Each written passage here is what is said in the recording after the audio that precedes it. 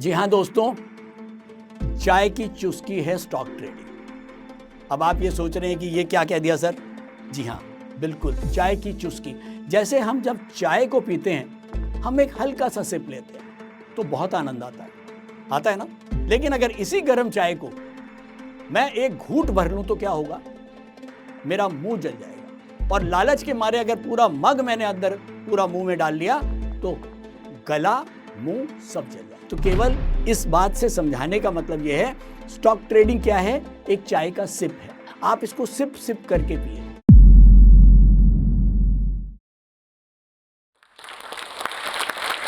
$1998 दोस्तों, ये वो टाइम था जब आईटी बबल बनना स्टार्ट हुआ था।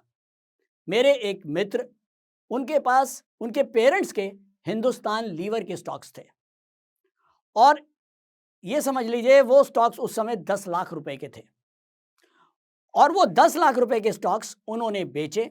उन्होंने कहा कि यार ये मुझे आईटी के किसी स्टॉक्स में लगाना है। मैंने कहा कि यार आईटी के स्टॉक्स बढ़ तो जरूर रहे हैं, लेकिन कहानी ये है कि फंडामेंटल्स कोई खास नहीं है, तुम्हारे पास हिंदुस्तान लीवर है, क्यों छोड़ते हो?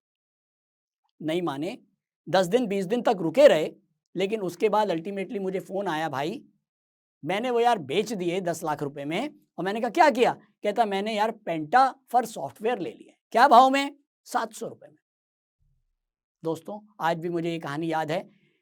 पेंटा, हिंदुस्तान लीवर तो 800 900 ही रुपए रह गया, पेंटा फॉर सॉफ्टवेयर 3200 रुपए का भाव हो गया एक साल के अंदर। 40 लाख रुपया उसका हो चुका था और उसके बाद भी लालच की सीमा खत्म नहीं हो रही थी। मैंने कहा भाई बेच ले, अब तो बहुत प्रॉफिट आ गए, लीवर वापस ले लियो। नहीं, उसने ससुराल वालों से 10 लाख रुपए और लिए और 10 लाख रुपए और लगा दिए कि नहीं बढ़ रहा है और बढ़ने दो। अल्टीमेटली क्या हुआ? 2001 आया, आईटी बबल फटा, स्टॉक के प्राइसेस आधे रह गए। मैंने कहा बेच ले भाई, अब तो तेरे पैसे प्रॉफिट नहीं आ रहा, लेकिन खत्म तो कर ले। नहीं किया, लालच के मारे कि नहीं यार बढ़ जाएगा, और आज तक वो स्टॉक उसके पास है।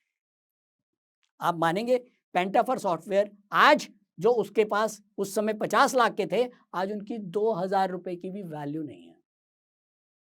तो दोस्तों मैंने देखा है उन स्टॉक्स को 5000 से 50 पैसे के रेट पे आते हुए, और मैंने देखा है टाइटन और बजाज फाइनेंस जैसे स्टॉक्स को 10 रुपए से 6000 और 7000 रुपए बिकते हुए। मैंने 92 में मेरी जब एंट्री हुई थी स्टॉक मार्केट के अंदर, उस समय हर्षद मेहता का कांड जस्ट होके चुका था, और शायद वो वाले युद्ध के अंदर मैंने पार्टिसिपेट तो नहीं किया, लेकिन हाँ उसमें जिन लोगों को बहुत नुकसान हुआ था उनकी मरहम पट्टी मैंने जरूर करी थी।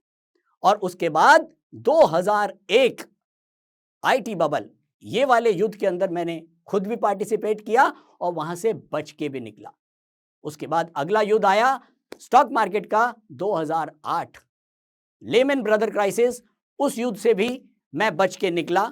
और उसके बाद 2020 कोरोना का एक छोटे टाइम के लिए एक युद्ध ही आया था, 10 दिन का युद्ध था। हालांकि उससे बहुत ज्यादा लोगों का नुकसान नहीं हुआ, क्योंकि कोरोना का टाइम था, लोग घरों में थे, तो बहुत ज्यादा फर्क नहीं आया। लेकिन अगर आप ध्यान से देखें चार्ट्स के ऊपर, तो इंडेक्स ऑलमोस्ट आधा रह गया था, करीब 13,000 से 7,500। ये जितने भी युद्ध हैं, अगर आप इनको ध्यान से देखेंगे, इस एपिसोड के बाद चार्ट्स पे जरूर जाएं, जितने भी युद्ध हैं इंडेक्स आधा हो गया था। चाहे वो हर्षद मेहता का टाइम हो, चाहे वो 2001 आईटी बबल का टाइम हो, और चाहे वो 2008 का टाइम हो, चाहे 2020 का टाइम हो कोरोना के टाइम का। तो दोस्तों मेरा आज आपके साथ केवल आज बात करने का मकसद यह है कि स्टॉक मार्केट के अंदर जो कुछ मैंने देखा है 2001 से लेके, और उसके बाद 95 में मेरे को रिंग ट्रेडिंग में जाने का मौका मिला था Delhi stock exchange Asaf Ali road पे। 2008 में भी मैंने अपने बहुत सारे ट्रेडर्स, बहुत सारे मित्र, उनको मैंने मार्केट से आउट होते देखा है। दोस्तों स्टॉक मार्केट में आते तो बहुत लोग हैं, लेकिन यहां से निकल पाना ये सबके बास की बात नहीं है। बहुत लोग जो 92 से पहले आए, वो उसके बाद 92 के बाद आगे जा ही नहीं पाए, और जो 2001 से पहले आए, वो 2001 से के बाद बहुत सारे लोग आगे जा ही नहीं पाए। सेम केस 2008 में हुआ। अब आज का इस मंच से आपको संदेश देने का केवल एक ही मकसद है कि मेरे वो बच्चे जो पिछले 10-15 सालों में स्टॉक मार्केट में आ रहे हैं वो आगे जाएंगे। देखिए, ये युद्ध अगला कब होगा वो किसी को नहीं पता। आखिरी युद्ध अगर मैं छोटा वाला भी बोलूं तो वो 2020 का था, लेकिन अगर उसको हम इग्नोर भी कर देते हैं तो आखिरी स्टॉक मार्केट का जो सबसे बड़ा युद्ध था वो था 2008 का। और 2008 के बाद आज तक 2023 तक कोई बड़ा इवेंट, कोई बड़ा युद्ध मार्केट में नहीं हुआ। शायद यही रीजन है कि आज का यूथ जो पिछले 10 सालों से स्टॉक मार्केट में आया है उसको ये लगने लग गया है कि ये स्टॉक मार्केट बहुत आसान है। हाँ दोस्तों, मैं भी मानता हूं ये स्टॉक मार्केट बहुत आसान है, पर जब आपको पता हो कैसे, आपको जो पैसा आपने कमाया है वो जब तक आप घर लेके नहीं जाते हो, जब तक ये जो स्टॉक मार्केट आसान है वाली बात है ये पूरी नहीं होती है। तो मेरा आज इस मंच के माध्यम से केवल इतना ही कहना है कि बेटा जो कमाया है, देखो जब बाजार तेज हो रहा है, ये गोल्डन पीरियड है पिछले 12 साल 2010 से लेके 2023 तक कोई बड़ी मंदी नहीं है, लगातार खड़ी तेजी है। 8,000 से 22,000 का इंडेक्स हो चुका है। और निफ्टी की आप बात क्या करते हैं, निफ्टी को तो मैंने पैदा होते हुए देखा है। 1995 में निफ्टी पैदा हुआ था जब हम मार्केट में ऑलरेडी थे, मैं उस समय रिंग ट्रेडिंग में था। और निफ्टी की 1,000 से लेके 22,000 तक की जर्नी मैंने अपनी आंखों से देखी है, चार्ट से नहीं। तो दोस्तों केवल इतना ही कहूंगा कि जो बच्चे अब नए आ रहे हैं उनको मैं बहुत सारे सोशल मीडिया देखता हूं, बहुत सारे चैनल्स में देखता हूं, कोई कह रहा है कि जी मैंने 5,000 से 5 लाख कमा लिए, मैंने 5 लाख से 2 करोड़ कर लिए। देखिए, हो सकते हैं, बाजार में खड़ी तेजी है, आपने कर लिया होगा अब, लेकिन वो गैम्बलिंग से करा है या प्रोफेशनल ट्रेडिंग से करा है, दोनों में बहुत फर्क है। अगर गैम्बलिंग से किया है तो शायद आप अगले युद्ध के आगे नहीं जा पाएंगे। तो अगर अब आपको अगले युद्ध में जाना है और अगले युद्ध का सामना करना है, वो कब आएगा मुझे नहीं पता। हो सकता है कल आ जाए, कल ही कोई बड़ी बात हो जाए, चाइना अटैक कर दे, कोई और बड़ी चीज हो जाए, हो सकता है अगले 10 साल ना हो। तो दोस्तों आपको केवल तैयार रहना है उस वक्त के लिए कि अगर कभी कोई डिजास्टर हो जाता है, कोई युद्ध हो जाता है, तो आपके शस्त्र पक्के होने चाहिए। वो युद्ध लड़ा जाता है शस्त्रों से, ये भी युद्ध लड़ा जाता है शस्त्रों से, लेकिन शायद हमारे शस्त्र अलग हैं। और वो शस्त्र क्या हैं, वो गाइडलाइंस क्या हैं, वो मैं आपके साथ अभी डिस्कस करता हूं। जो मेरे को पहले दिन, मुझे आज भी याद है, मेरे गुरु थे, जब मैं पहले दिन रिंग ट्रेडिंग में गया था 1995 में, 9 बजे मार्केट खुलनी थी, मुझे 8 बजे बुलाया, तनेजा 8 बजे मार्केट से आना है, 8 बजे आना है। मैंने कहा सर 9 बजे खुलेगी, 8 बजे आ जाइयो। 8 बजे मैं वहां पहुंचा, उन्होंने मुझे कमरा बंद किया। रिंग ट्रेडिंग में हमारे सारे ब्रोकर्स के अलग अलग कैबिन होते थे जहां फोन लगा होता था, हॉटलाइन लगा होता था, और हॉटलाइन से हमारे पास ऑर्डर्स आते थे और हम रिंग में एग्जीक्यूट करते थे। आप लोगों ने ये बहुत एक मंजर देखा होगा, हर्षद मेहता की जो पिक्चर आई थी उसमें भी दिखाया था रिंग ट्रेडिंग, तो ये कोई नई चीज नहीं है। अब उसके अंदर जो एक बूथ लगा होता था जहां पर हमारी हॉटलाइन लगी हुई थी, वहां छोटा सा कैबिन होता था, उन्होंने बिठाया, दरवाजा बंद किया, तनेजा बैठ। मैंने कहा सर बताइए। उन्होंने कहा आज एक कहानी सुनाने जा रहा हूं, बहुत इतना लंबा टाइम नहीं है मेरे पास, क्योंकि आगे के लिए की जर्नी तुम्हारी खुद की है। मैंने कहा सर बताइए। उन्होंने केवल मुझे एक कहानी सुनाई, और वो ये कहानी थी, एक बार एक नदी बह रही होती है, 2 दोस्त जा रहे होते हैं, नदी में उनको एक कंबल दिखता है बहता हुआ जा रहा है। एक दोस्त कहता है अरे कंबल जा रहा है, लेके आता हूं। दूसरा दोस्त मना करता है कि भाई मत जा, बहाव बहुत तेज है, कोई रिस्क लेने की जरूरत नहीं है। नहीं मानता, पानी में कूदने लगता है। दोस्त कहता है कि भाई ये काम कर, ये चक्कू साथ ले जा, शायद कोई प्रॉब्लम हो तो तेरे काम आएगा। बंदा कूद जाता है, और कूदते कूदते जैसे ही वो कंबल के पास जाता है, कंबल पे हाथ रखता है, और वैसे ही कंबल उसको पकड़ लेता है, शोर मचाता है बचाओ बचाओ बचाओ, लेकिन कंबल उसको छोड़ता नहीं है। दोस्त कहता है भाई लालच मत कर, कंबल को छोड़, तू वापस आ जा। वो कहता है भाई कंबल को तो मैं छोड़ दूं, लेकिन अब मुझे कंबल नहीं छोड़ रहा। दोस्तों वो कंबल नहीं था, वो था रीछ, जिसने उसको जकड़ लिया, और वो इतना डर गया कि जो चाकू दिया था वो भी हाथ से छूट गया। जब चाकू हाथ से छूट गया, खत्म हो गया गेम। तो दोस्तों केवल इस पूरी कहानी से एक ही शिक्षा जो मेरे गुरु ने मेरे को दी, वो ये कि ग्रीड और फियर इस स्टॉक मार्केट के सबसे बड़े दुश्मन हैं। अगर तुमने इसके ऊपर काबू पा लिया तो ये स्टॉक मार्केट तुम्हारी है, अगले सारे युद्ध तुम्हारे हैं, लड़ोगे, जीतोगे और आगे जाओगे। पिछले 12 साल इंडियन स्टॉक मार्केट का सुनहरा युग रहा है। मैंने अभी बात करी, खड़ी तेजी हमको देखने को मिली है, लोगों ने खूब पैसा कमाया है और उसको देखकर सोशल मीडिया पे भी हम बहुत सारे वीडियोस देख रहे हैं कि 50,000 से 5 लाख, 5,000 से 5 करोड़, मुझे नहीं पता कैसे, लेकिन अगर हुआ भी है तो आप ये मान के चलें मार्केट की वजह से हुआ है, खड़ी तेजी की वजह से हुआ है। इसीलिए जो लोग मंदी देख चुके हैं, जो लोग भी मंदी देख चुके हैं, चाहे वो 92 की हो, 2001 की हो या 2008 की हो, उनको समझ में आता है कि तेजी का मेन मकसद क्या है और उनको तेजी में कैसे अपने आप को संभाल के चलना है। तो अगर आपने 2, 4, 5, 10 लाख रुपए कमा भी लिए कुछ पैसे लगाकर, और शायद वो गैम्बलिंग भी हो सकती है, लेकिन अब बात यह आती है कि क्या आप अगले युद्ध में जिंदा रहेंगे? तो पहले तो उन गलतियों को बिल्कुल दिमाग से आपको निकालना होगा कि जो आपने गलतियां करी हैं वो गलतियां ना हो। तो दोस्तों, स्टॉक मार्केट के अंदर घुसना तो बहुत आसान है, आप कोई भी लोग इसके अंदर घुस सकते हैं, मेन मकसद है निकलना। ये 2 वे रास्ता है, ये 1 वे नहीं है कि केवल आप आ रहे हो और पैसा कमा रहे हो और जा रहे हो। नहीं, आपको निकलना आना चाहिए। अगर आपको निकलना नहीं आया तो आप कब जाके फंस जाओगे, कहां ट्रैप हो जाओगे, आप फिर दोबारा कभी निकल नहीं पाओगे।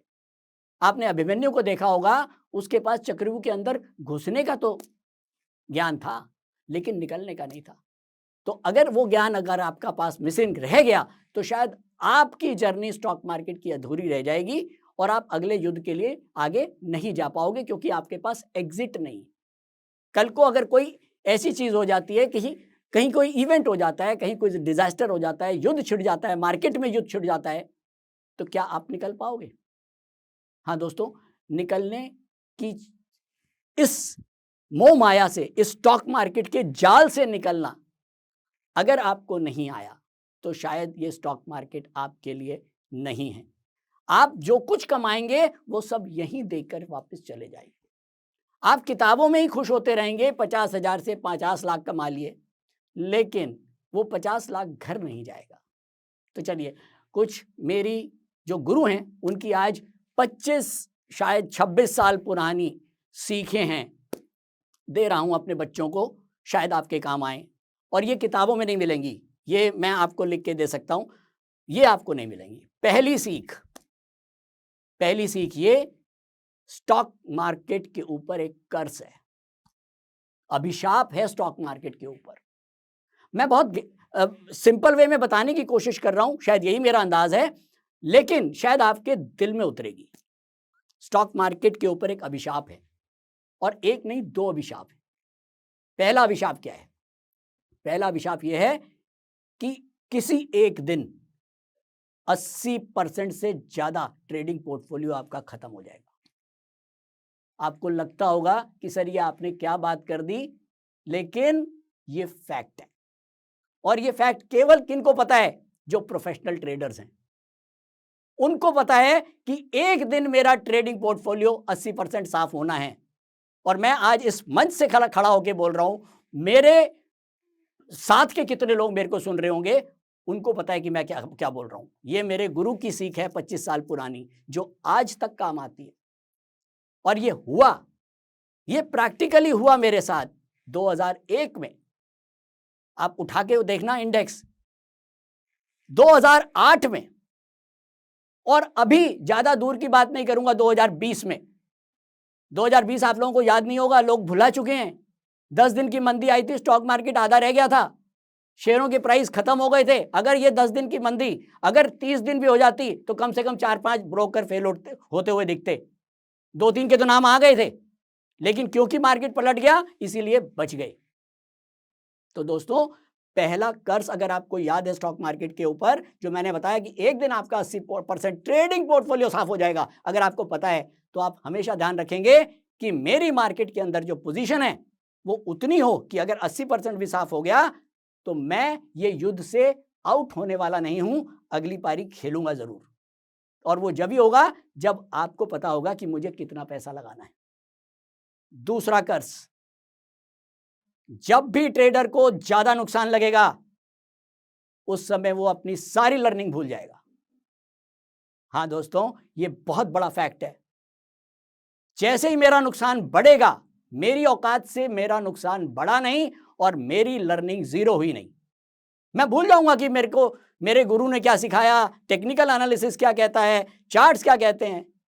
मैं केवल और केवल इमोशनल हो जाऊंगा और अपना नुकसान पूरा करूंगा।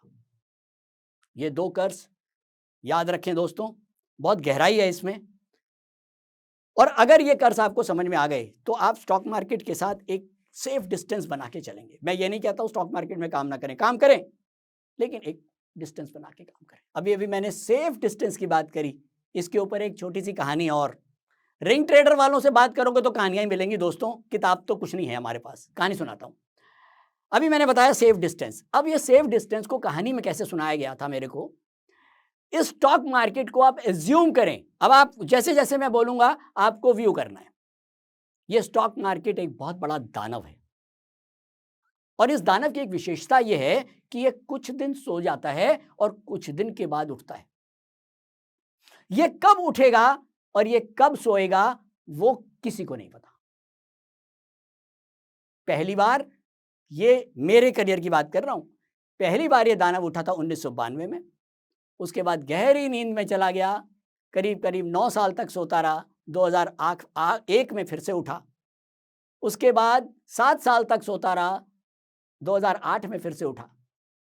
उसके बाद 12 साल तक सोता रहा, 2020 में 10 दिन के लिए इसने झपकी खोली और उसके बाद से सो रहा है। तो दोस्तों, ये दानव जब जब उठेगा, ये इसके पास जितने भी लोग होंगे ये उनको खा जाएगा, ये उनको हजम कर देगा। अब जो पास आने का क्या मतलब है? पास आने का मतलब ये है कि जिन लोगों ने इसके साथ एक सेफर डिस्टेंस नहीं रखा और ये लगा अरे ये तो सो रहा है, कोई बात नहीं, इसके ऊपर घर बना लो, इसके ऊपर दुकानें बना लो, तो क्या हुआ? इसका मतलब आपने उसके ऊपर सारा पैसा लगा दिया, अपना पूरा घर बार बेच के सब कुछ आप अपना स्टॉक मार्केट के ऊपर ही केवल आपका भरोसा बन गया। तो ऐसे में क्या हुआ, जब ये दानव उठेगा तो सबसे पहले उन लोगों को खत्म कर जाएगा जो इसके बहुत ज्यादा करीब हैं, जिन्होंने बहुत सारा पैसा लगाया हुआ है। बचेगा कौन? बचेगा वो जिसने इसके साथ एक सेफ डिस्टेंस मेंटेन किया हुआ है। आप मान के चलें एक बहुत बड़ा रिंग है और जिसके बीच में अगर कुछ हो जाए और बहुत सारे लोग हैं और रास्ते केवल 3-4 हैं और बीच में कहीं कोई भगदड़ मच जाए तो कौन बचेगा? वो लोग बचेंगे जो दरवाजों के आसपास खड़े हैं, जिनको पता है कि कुछ भी होगा तो वो सबसे पहले एग्जिट डोर ले लेंगे। ये कौन है? ये प्रोफेशनल ट्रेडर्स हैं। और ये जो बीच में इतने सारे लोग घुसे हुए हैं, ये सब चपेटे में आएंगे। ये कौन है? ये गैम्बलर्स हैं। ये लालची लोग हैं जिनको ज्यादा पैसा चाहिए। प्रोफेशनल ट्रेडर कौन है? जो कहता है यार थोड़ा सा कमाना है, थोड़ा कमाना है, थोड़ा कमाना है। जब ग्रीड कम होएगी तो फियर अपने आप कम हो जाएगा।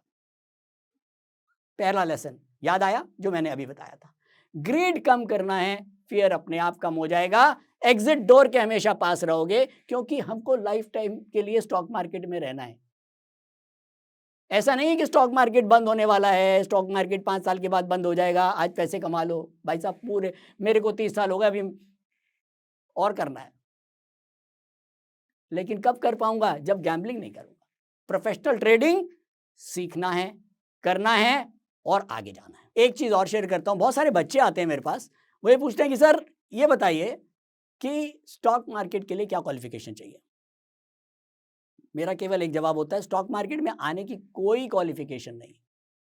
जब 1992 में मैं आया था, मैं गाजियाबाद में सेकेंड ईयर में बीए मैंने ज्वाइन कर रखी थी और वो भी कर ऐसे रखी थी कि मैं था तो 12वीं में साइंस का स्टूडेंट, एकेडमिक्स बहुत पुअर थे, माँ बाप के वो तो थे कि भाई डॉक्टर और इंजीनियर बनना है, लेकिन एकेडमिक्स बहुत पुअर था, तो अल्टीमेटली बीए में लैंड करना पड़ा। बीए के बाद लगा कि भाई साहब चपरासी से ऊपर की नौकरी लगेगी नहीं, तो मैं आ गया स्टॉक मार्केट में। अब स्टॉक मार्केट में आने के बाद अगर मैं ये कहता हूं कि हाँ, अगर अब आपका क्वेश्चन कि क्वालिफिकेशन क्या है, क्वालिफिकेशन तो अगर 12वीं भी होगी तो भी चलेगी, लेकिन यहां आने के बाद आपको सीखना पड़ेगा, आपको अपग्रेडेशन करना पड़ेगा। मैंने बीए करके यहां पर आया और उसके बाद मैंने अपग्रेडेशन करी। Technical analysis, capital, derivative, commodity, currency, कोई एग्जाम नहीं छोड़ा, एनएससी के सारे एग्जाम दे दिए। फंडामेंटल एनालिसिस, रिसर्च एनालिस्ट, कुछ नहीं छोड़ना। देखिए, पढ़ाई एक ऐसी चीज है, एसेट है, लाइफ टाइम काम आएगी। आप ये मत समझिए कि पढ़ाई कहीं काम नहीं आएगी, पढ़ाई तो काम आएगी। तो स्टॉक मार्केट में आने के लिए कोई क्वालिफिकेशन नहीं है, लेकिन यहां पर टिके रहने के लिए आपको सीखना पड़ेगा, आपको अपग्रेड करना पड़ेगा। अब एक क्वेश्चन और आता है कि क्या स्टॉक मार्केट गैम्बलिंग है? जी हां, स्टॉक मार्केट गैम्बलिंग है। अगर आप बिना सोच समझ के, बिना नॉलेज के करते हैं तो ये 100% गैम्बलिंग है, जैसे मैंने आपको पहले भी बताया। गैम्बलिंग क्या है? गैम्बलिंग का मतलब है आपका जीतने और हारने के चांसेस 50-50। आपने सिक्का उछाला, हेड आएगा या टेल, चांसेस 50-50, तो ये है गैम्बलिंग। लेकिन अगर मैंने कुछ ऐसा कर दिया कि मेरे जीतने के चांसेस 50 से बढ़ जाएं, 50 से 60 हो जाएं, 70 हो जाएं, 80 हो जाएं, इसका मतलब यह हुआ कि अगर मेरे विनिंग प्रोबेबिलिटीज 80 हो जाती है तो मेरी विनिंग प्रोबेबिलिटीज 50 से ज्यादा हैं। इसका मतलब मैं गैम्बलर से ऊपर तो उठ गया हूं। तो हुआ क्या कि अगर मैं 10 ट्रेड करता हूं तो 10 ट्रेड में से मुझको ये पता है कि मेरे 8 ट्रेड जो हैं वो मेरे डायरेक्शन में जाने वाले हैं और 2 ट्रेड मेरे गलत हो सकते हैं। बस यही करना है प्रोफेशनल ट्रेडिंग के अंदर। ये कोई अगर कह दे कि कोई ट्रेड मैं लूं और 100% बढ़ जाए, ये तो हो ही नहीं सकता।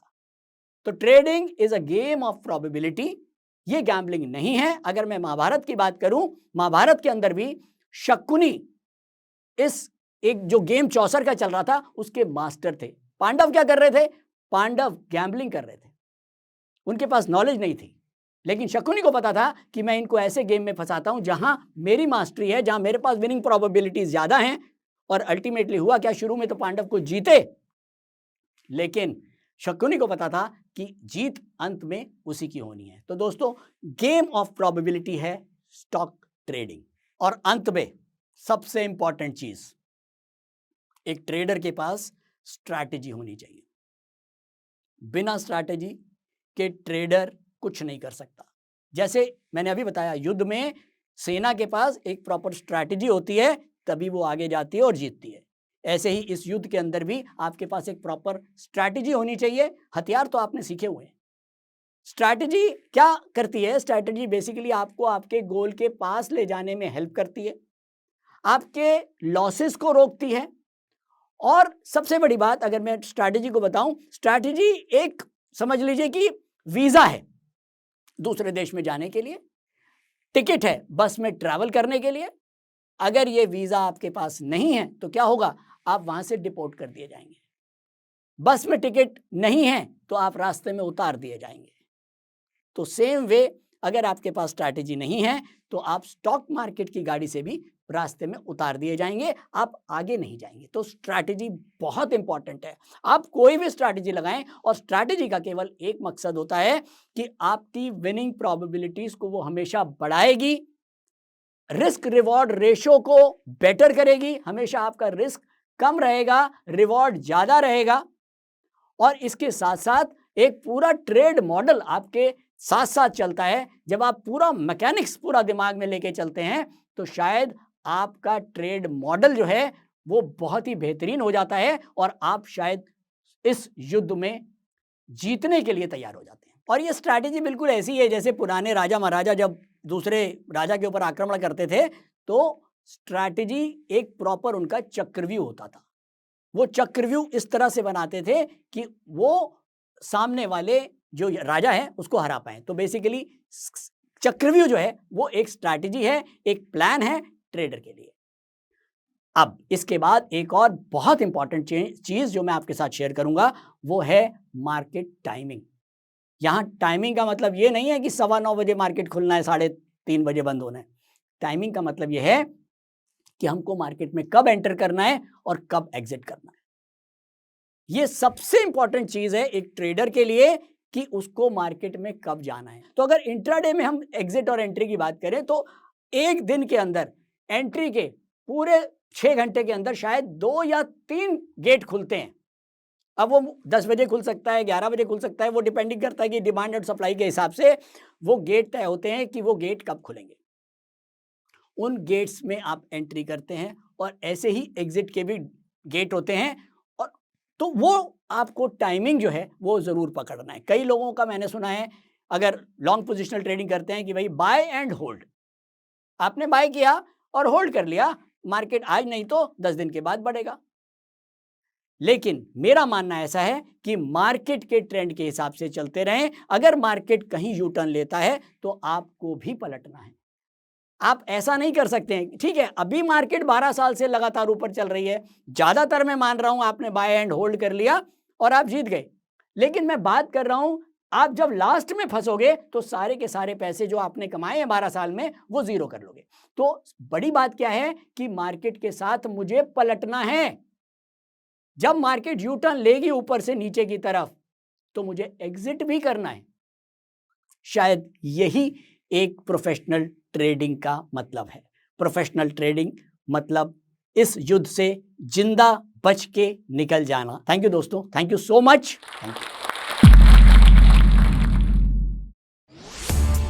इस वीडियो के बारे में अपनी राय नीचे कमेंट सेक्शन में हमें बताएं और अपने दोस्तों के साथ ये वीडियो शेयर करना ना भूलें।